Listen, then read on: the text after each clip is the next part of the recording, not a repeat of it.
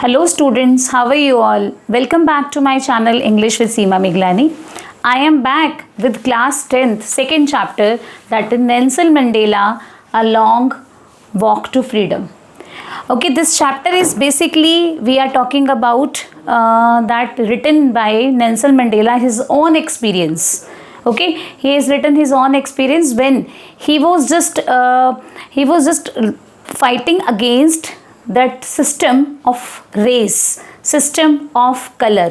Okay so यहाँ पर हम यही बात करें, नेल्सन मंडेला कोई भी किसी भी इंट्रोडक्शन के मोहताज नहीं है, सब उनको जानते हैं, ठीक है।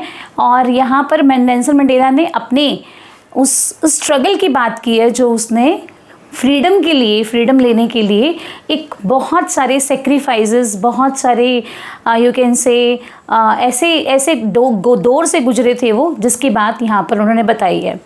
Actually this chapter mainly talks about apartheid system and twin obligations. ये दोनों चीज़ें जो हैं वो बहुत इंपॉर्टेंट है एग्जामिनेशन पॉइंट ऑफ व्यू से भी।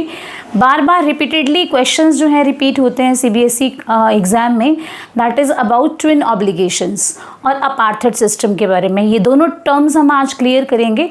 चलिए चलते हैं चैप्टर की तरफ। चैप्टर में क्या है देखते हैं। This chapter focus on the historic inauguration ceremony held on May 10th, 1994. Okay, 10th मई 1994 में एक इनेगुरेशन सेरेमनी थी हिस्टोरिक, जो कहाँ पर थी? At the Union Buildings amphitheatre at Pretoria. Okay, Mandela reflects on the decades of racial segregation. अब यहाँ पर जो रेशियल, जो रेसेस के अकॉर्डिंग, जो कलर के अकॉर्डिंग, कास्ट के अकॉर्डिंग जो भी भेदभाव, जो भी डिस्क्रिमिनेशन फील हो रहा था, उसको उसने सिस्टम को नाम दिया था अपार्थाइड। ठीक है, तो ये सिस्टम बहुत इंपॉर्टेंट है, apartheid system. And the sacrifices made by the countless freedom fighters, he famously asserts that both oppressor and the oppressed must be liberated।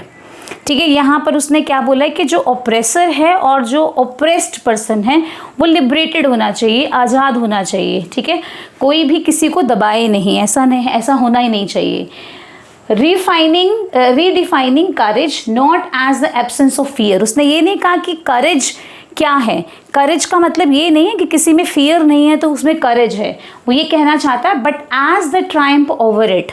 But mainly courage का मीनिंग होता है फियर के ऊपर जीत पाना। ठीक है, अगर किसी में करेज है तो उसमें फियर नहीं है तो वो करेजियस है, ऐसा नहीं है। जब अगर उस पर्सन ने अपने डर के ऊपर जीत पा ली है तो तभी वो करेजियस पर्सन माना जाता है। उसकी ये करेज की जो डेफिनेशन है ये भी बहुत इंपॉर्टेंट है एग्जामिनेशन पॉइंट ऑफ व्यू से। The text emphasises human dignity पर एम्पैथाइज किया है, equality and the twin obligations. A person has two, एक पर्सन के अंदर दोनों ट्विन ऑब्लिगेशंस का होना बहुत ज़रूरी है। वो ट्विन ऑब्लिगेशंस क्या हैं? Twin means two, obligations means responsibilities. तो एक पर्सन के पास कौन कौन से रिस्पॉन्सिबिलिटी होनी चाहिए? फर्स्ट रिस्पॉन्सिबिलिटी उसकी अपनी फैमिली के लिए, and the second one about for its country and community. तो यहाँ पर अपार्थाइड सिस्टम के बारे में देखते हैं क्या कहना चाहते हैं writer. Mandela describes the structural operation of apartheid system. Apartheid एक सिस्टम है जो हार्श रेशियल सेग्रेशन है अगेंस्ट डार्क स्किन्ड पीपल, क्योंकि वो डार्क स्किन पीपल के लिए को सेग्रीगेट करते थे। वो ये कहते थे कि ये लोग जो हैं वो कोई दूसरे लोग हैं, मतलब वो इक्वालिटी का टर्म नहीं यूज़ करते थे।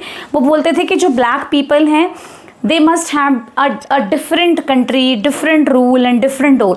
तो लेकिन जो अमेरिका में जब ऐसा था तो तभी वो लोगों के लिए बहुत ही ज़्यादा ही एक ऐसा भेदभाव वाला पोजीशन होती थी, जिसकी वजह से नेल्सन मंडेला ने वहाँ पर क्या किया था?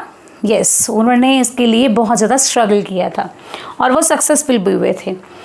डेफिनेशन ऑफ करेज, मैंने जैसे आपको पहले ही बताया है, ही explains the courage is not the absence of fear but the triumph over it. ये बहुत इंपॉर्टेंट बात है।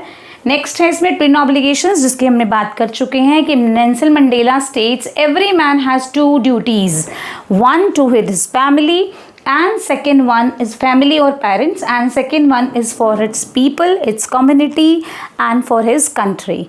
ठीक है, तो ये बहुत छोटा सा चैप्टर था लेकिन ये बहुत डीप चैप्टर है, बहुत अच्छा चैप्टर है। हिस्टोरिकल इनॉग्रेशन सेरेमनी से जुड़ा हुआ चैप्टर है। That was held at union, we have told you, at Union Buildings, Amphitheatre at Pretosia, and that was on May 10th 1994। सो ये कुछ उसके की पॉइंट्स है, कुछ इंपॉर्टेंट बातें थे जो हमने इस चैप्टर के बारे में पढ़ी। I hope it will be helpful to you and we will meet you in the next video. Till then, bye bye.